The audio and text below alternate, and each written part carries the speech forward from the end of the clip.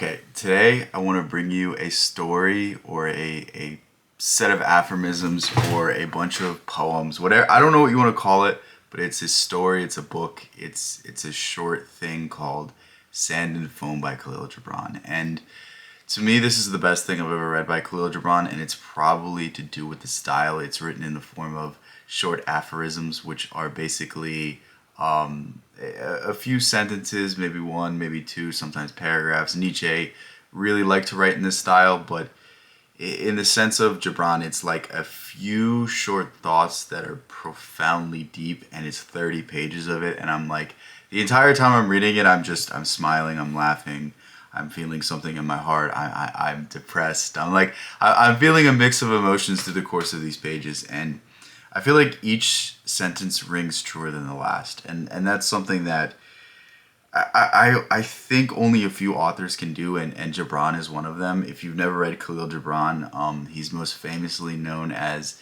the author of The Prophet, which is one of the greatest selling works of poetry that has ever been published.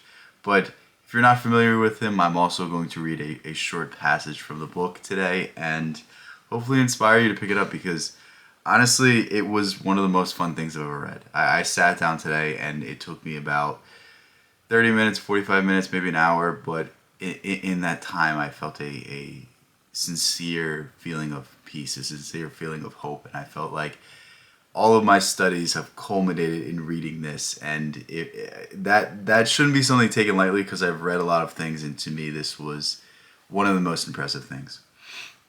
I am forever walking upon these shores, betwixt the sand and the foam.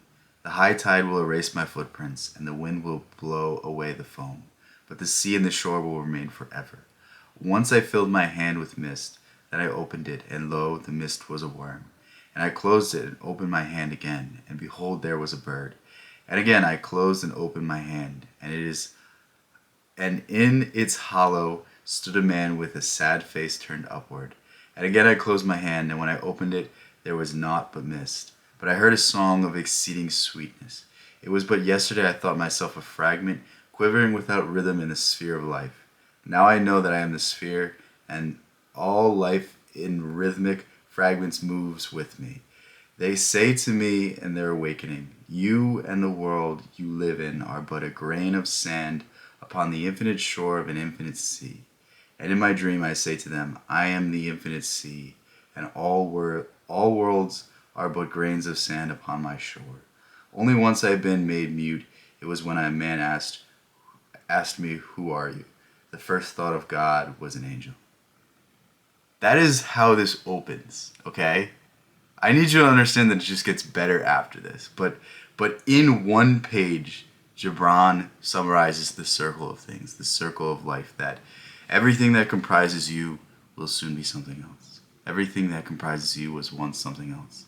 And it's the never-ending cycle, it's the never-ending story that we are just experiencing in the moment. And Gibran has a way of putting things so simply but putting things so profoundly. It's an analogy that you feel deep in your soul and reverberates through your spine. And it's something that I think maybe only William Blake and Rumi are the only other authors I can point to that have moved me in such a way. And I don't say that lightly. These are the names that when I read, it's not something that I've experienced in any other author. It's not something that I can even pinpoint. It's not something I can even fully explain yet.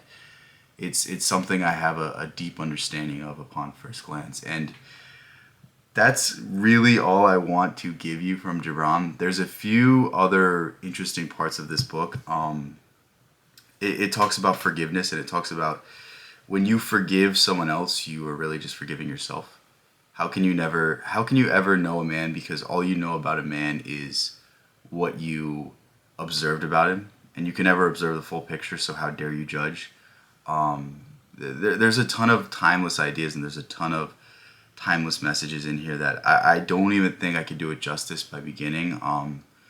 I just think it's one of the greatest works I've ever read, and it's a very short thing, and if you can find time for Sand and Foam, you are going to be pleasantly surprised with how much wisdom is put across, how much depth is put across, and maybe at some point we'll go through the deeper messaging. Maybe at some point we'll go through different passages and piece together what he's talking about. Maybe that's something that I do in the future. Maybe that's something I do in a live stream. But yeah, if you want to suggest me more books, if you want me to read a certain thing, I have a link where you can suggest me works.